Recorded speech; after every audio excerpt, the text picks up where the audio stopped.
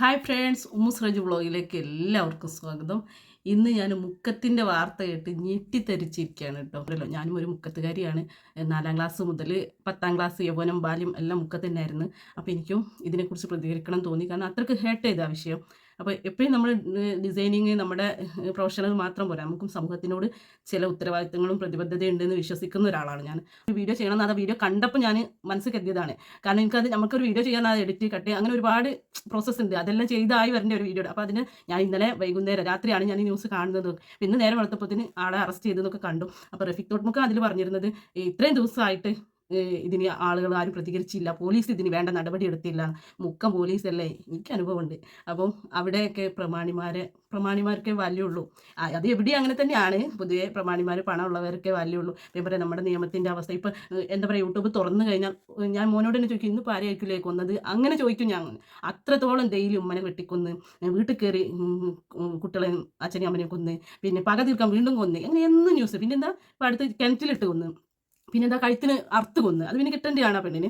അത് അങ്ങനെ പറയാനുള്ളൂ, ഭർത്താവിനെ ചീറ്റ് ചെയ്തല്ലേ, അങ്ങനത്തെ അത് തന്നെ കിട്ടണം. അപ്പോൾ ഞാൻ പറയാം, നമ്മുടെ വിഷയത്തിലേക്ക് വരാം. അപ്പോൾ നമ്മുടെ ന്യൂസ് ഇതാണ് നമുക്ക് ഡെയിലി കേൾക്കാൻ. അത് നമ്മുടെ മുക്കത്തിൻ്റെ ന്യൂസ് ഇങ്ങനെ കേട്ടപ്പോൾ ഭയങ്കരമായിട്ട് ആ കരച്ചിൽ, അതിൻ്റെ വീഡിയോ ഇടാം.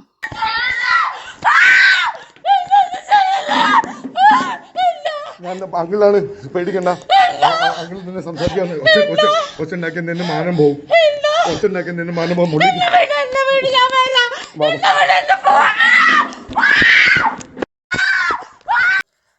ആ ചെറ്റ നായിൻ്റെ മോനെ എന്ത് ചെയ്യണല്ലേ, കേൾക്കാൻ വയ്യ കരച്ചിൽ.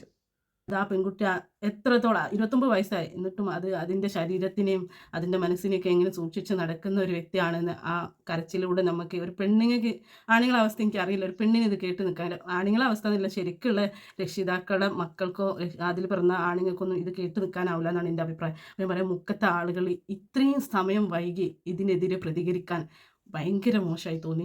ശനിയാഴ്ച എങ്ങാനും നടന്ന സംഭവമാണെന്ന് നമ്മൾ റഫീഖ് തോട്ട്മുക്കം പറയുന്നത്. ഇന്നലെയാണ് ഞാൻ ഈ വീഡിയോ കണ്ടത്. ഇങ്ങനെ ഒരു സംഭവം തന്നെ അറിഞ്ഞത് ഇന്നലെയാണ്. എന്നാൽ സൺഡേ നമ്മൾ എല്ലാവരും ബിസി ആയിരിക്കും, കല്യാണവും പരിപാടിയൊക്കെ ആയിട്ട് ബിസി ആയിരുന്നു. ഏതായാലും ഇപ്പോൾ പ്രതികരിച്ച് കോൺഗ്രസിൻ്റെ ഒരു ഇത് ഞാൻ കണ്ട്, അവരുടെ ഒരു പ്രചരണ ജാഥയൊക്കെ കണ്ട്. ബിഗ് താങ്ക്സ് ഉണ്ട് മുക്കത്തെ ചെങ്ങായിമാർ, ആ ഗ്രൂപ്പിൽ ഞാനും കൂടി ഉണ്ട്. അപ്പോൾ അതിൽ വീഡിയോ വന്നപ്പോഴാണ് ഞാൻ കാണുന്നത്. കാരണം ഞാനിപ്പോൾ മലപ്പുറത്താണല്ലോ ഉള്ളത്. അപ്പോൾ തന്നെ ഞാൻ ഗ്രൂപ്പിൽ പ്രതികരിച്ചു. കാരണം ഗ്രൂപ്പിൽ രാഷ്ട്രീയത്തിനെ കുറിച്ച് മതത്തിനെ കുറിച്ചൊക്കെ പറയുമ്പോൾ കൂട്ടത്തോടെ അതിലുള്ള മെമ്പേഴ്സ് വന്ന് സംസാരിക്കുകയും അടികൂടുകയും അതിനെതിരെ നമ്മുടെ വിന്നിച്ചൻ അഡ്മിന് പ്രതികരിക്കുകയും റിമൂവ് ചെയ്യുകയൊക്കെ കണ്ടിട്ടുണ്ട്. പക്ഷേ ഇങ്ങനെയുള്ള വിഷയം വരുമ്പോൾ കൂട്ടത്തോടെ വരുന്ന വരവ് ഞാൻ കണ്ടില്ല. ഇതൊക്കെയാണ് നമ്മുടെ ഡെയിലി ന്യൂസ്. നമ്മുടെ നിയമത്തിന് യാതൊരു ഉത്തരവാദിത്വം ഇല്ലേ. നമ്മുടെ പഴയ കാലഘട്ടത്തിലെ നിയമം വെച്ചിട്ടാണോ ഇപ്പോഴും ഇരിക്കേണ്ടത്? നമ്മുടെ കാലഘട്ടത്തിന് 50 വർഷം കഴിഞ്ഞാൽ നിയമത്തിന് മാറ്റി എഴുതണം, അങ്ങനെ ഞാൻ ഇവിടെ കേൾക്കുക വായിക്കുക ചെയ്തിട്ടുണ്ട്. ഞാൻ പറയാം, ഇങ്ങനെ ഇത്രയും വർഷം കഴിഞ്ഞാൽ നിയമം മാറ്റി എഴുതണം, സമൂഹത്തിലും മാറ്റം വരും, മനുഷ്യർക്ക് മാറ്റം വരും, സ്വഭാവ രീതിയിൽ മാറ്റം വരും. ഇപ്പം ലഹരിയിൽ എല്ലാവർക്കും മാറ്റം വന്നു, ലഹരിയാണ് മെയിൻ. അപ്പോൾ ഞാൻ പറയട്ടെ, അപ്പോൾ അതനുസരിച്ച് നമ്മുടെ നിയമം ഭേദഗതി വരുത്തണ്ടേ, മാറ്റം വരുത്തണ്ടേ? എന്നാൽ ഇതൊക്കെ കുറയില്ല. ഇതിന് കടുത്ത ശിക്ഷ. ഇയാൾക്ക്, ഈ പീഡകനുണ്ടല്ലോ, ഈ മാമൻ അങ്കിള്, ഇയാളെ വെറുതെ വിടരുത്. ഇയാളെ സത്യം പറഞ്ഞാൽ ഇത്രയും വൈകുന്ന സമയത്ത് നമ്മുടെ മുക്കത്തെ ആളുകൾ കൂട്ടത്തോടെ പോയിട്ട് അവനെ പൊക്കിയിട്ട് അടിച്ച് പരിവാക്കി ആ സംഗതി ഉണ്ടല്ലോ, അതിനി ഉണ്ടാവരുത്. ആ രീതിയിൽ അങ്ങ് കൊണ്ടിട്ട് പോലീസുകാർക്ക് ഇട്ട് കൊടുക്കരുത് ചെയ്യാം. അപ്പോൾ ഞാൻ പറയാം, നമ്മളെ ബോച്ചയെല്ലാം അറസ്റ്റ് ചെയ്യാൻ എത്ര പെട്ടെന്നായിരുന്നു അല്ലേ. ഒരു സെലിബ്രിറ്റിയാണ് കേസ് കൊടുത്തത്. സോ എത്ര പെട്ടെന്നായിരുന്നു അവരെ അറസ്റ്റ് ചെയ്തതും അതിന് നിയമ നടപടി എടുത്തതും ഒക്കെ. അപ്പോൾ നമ്മുടെ മുക്കത്തെ പോലീസുകാർ ഇത്രയും ദിവസമായിട്ട് ഈ കുട്ടിയുടെ കരച്ചിൽ കേട്ടിട്ട്, നിങ്ങളുടെ വീട്ടിലൊരു വ്യക്തി കരയുന്ന പോലെ നിങ്ങൾക്ക് തോന്നുന്നില്ലേ? നിങ്ങളുടെ മക്കൾ കരയുന്ന പോലെ തോന്നുന്നില്ലേ? ഒരു അപകടത്തിൽപ്പെട്ടിട്ട് ഒരു രക്ഷ, ഒരു തണൽ കിട്ടാൻ വേണ്ടിയിട്ട് കൈ നീട്ടുന്ന പോലെ ആ കരച്ചിൽ കേട്ട് നിങ്ങൾക്ക് ആർക്കും തോന്നിയില്ലേ? ഈ മുക്കത്തുകാർ ആർക്കും തോന്നിയിട്ടില്ലേ? ഇത്രയും ദിവസം എടുത്തോ ഈ ഒരു പ്രതിയെ? ഇപ്പോൾ ഈ ഇട്ടാവട്ടത്തിലുള്ള മാമ്പറ്റയിലൊരു തൊലിഞ്ഞ പ്രമാണിയാണെന്ന് തോന്നുന്നത്, അയാളെ പൊക്കാൻ നമ്മുടെ നിയമപാലകർക്ക് പറ്റിയില്ലേ? വീഴ്ച തന്നെ അല്ലേ? അപ്പോൾ അവരത് തിരിഞ്ഞു നോക്കിയില്ല. കാരണം സാധാരണക്കാർക്ക് എവിടെ പോയാലും ഇതാണ് അവസ്ഥ. പണമുള്ളവരുടെ ഒരു മേൽക്കോയ്മ ഇന്നും സമൂഹത്തിൽ നടന്നുകൊണ്ടിരിക്കുന്നുണ്ട്. അതിനൊരു മികച്ച തെളിവാണ്. മുക്കത്തിന് ഇപ്പോഴും മാറ്റം വന്നിട്ടില്ല. എല്ലാ വിധത്തിലും മാറ്റം വന്നെങ്കിലും ഇങ്ങനെയുള്ള വിഷയങ്ങൾക്ക് മാറ്റം വന്നിട്ടില്ല എന്നും പ്രമാണിമാർ മുക്കത്തെ എന്താ പറയുക, പോലീസുമാർക്ക് തീറ്റ കൊടുക്കുന്നുണ്ട് എന്ന് തന്നെയാണ് ഇതിലൊക്കെ നമുക്ക് മനസ്സിലാക്കാനുള്ളത്. 1-2 അനുഭവം എനിക്കൊക്കെ ഉണ്ട്. അപ്പോൾ ഞാൻ പറയാം, നിയമപരമായിട്ട് നമ്മൾ ഇതിനൊക്കെ ഒരു മാറ്റം വരുത്തണം. നമ്മുടെ നിയമത്തിൽ ഇതിനൊക്കെ ഒരു മാറ്റം വരുത്തണം എന്നാണ് കേട്ടോ ഞാൻ ഇതിനെതിരെ ഒരു കൊടി പിടിച്ച് ഇറങ്ങുന്ന ഒരു രാഷ്ട്രീയ പാർട്ടി ഉണ്ടെങ്കിൽ ഞാൻ മുക്കത്തുമാണെങ്കിൽ ഞാൻ എന്തായാലും ഇറങ്ങിയിട്ടുണ്ടാകും. അത് വേറെ വിഷയം. ഏൽപ്പിക്കും. എന്നിട്ട് അവരാണ് ഈ പാവപ്പെട്ട സ്ത്രീകളെ, നല്ല രീതിക്ക് പോകുന്ന സ്ത്രീകളെ വഴിപഴിപ്പിക്കാനായിട്ട് ഇറങ്ങിത്തിരിക്കുക. ഇവർക്ക് ഈ പണത്തിൻ്റെ ബലം ഉള്ളത് കാരണം കാമം തീർക്കാൻ വേണ്ടിയിട്ട് ഒറ്റപ്പെട്ട സ്ത്രീകളെ നോട്ട് ചെയ്തിട്ട് അതിന് കുറച്ച് ശിങ്കിടികളെ ഏൽപ്പിച്ച് അത് പുറകെ നടന്ന് പിന്നെ അത് പിടിക്കപ്പെട്ടാൽ അത് ഒരു പൈസ കൊടുത്ത് ഒതുക്കുക. ഇതൊക്കെയാണ് ഇത്രയും വലിയൊരു പീഡനം നടന്നിട്ട് അതിനെതിരെ പ്രതികരിക്കാൻ ജനങ്ങളും വൈകി, മുക്കത്തെ നാട്ടുകാരും ഇച്ചിരി വൈകിപ്പോയി എന്ന് തന്നെ പറയണം. അതേപോലെ നിയമ നടപടി വൈകുമ്പോഴാണല്ലോ ജനങ്ങൾ ഇതിലൊക്കെ പിന്നെ ഇറങ്ങിത്തിരിക്കുന്നത്. സ്വാഭാവികം. എന്താ പറയുക, പോലീസുകാർ പ്രമാണിമാരെ സംരക്ഷിക്കുന്നത് എന്നുള്ളതിൻ്റെ ഏറ്റവും വലിയ തെളിവാട്ടോ ഇതൊക്കെ. പോലീസൊക്കെ അത് കാണാത്ത പോലെ നിന്നെന്ന് പറയുമ്പോൾ എന്താണ് ഇവരൊന്നും മനുഷ്യരല്ലേ എന്ന് തോന്നിപ്പോകും. ഇനിയിപ്പോൾ അയാൾ പുഷ്പം പോലെ ഇറങ്ങി വരും.